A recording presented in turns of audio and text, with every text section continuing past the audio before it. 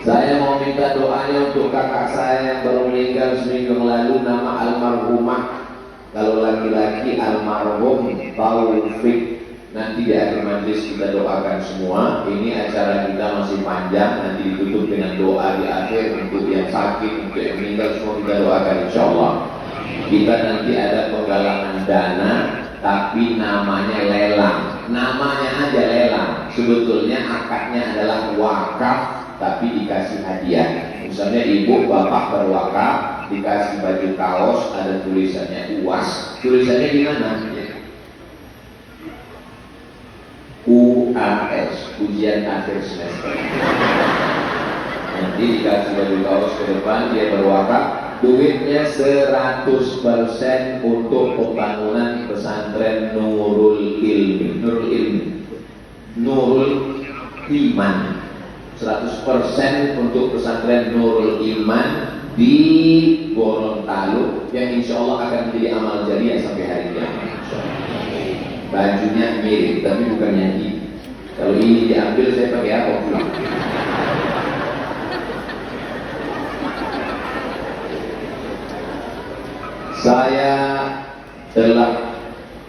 Saya dituduh berbuat santet. Apa yang harus saya lakukan untuk membuktikan perbuatan yang tidak saya lakukan? Lapor ke Pak Kapolres.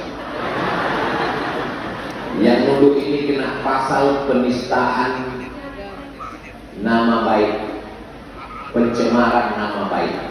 Siapa yang kena fitnah segera lapor, mumpung kita masih dekat. Nanti payah kalau di kantor. Bagaimana jika saya bersumpah menjunjung Al-Quran? Apakah hal tersebut dibenarkan dalam Islam? Orang sekarang gak percaya sumpah, dia lebih percaya polisi.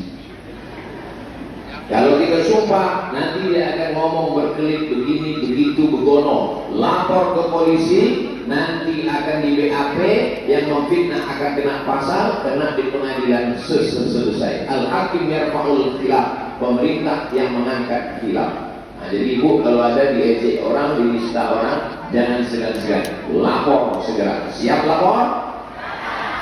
Waspada. Bagaimana?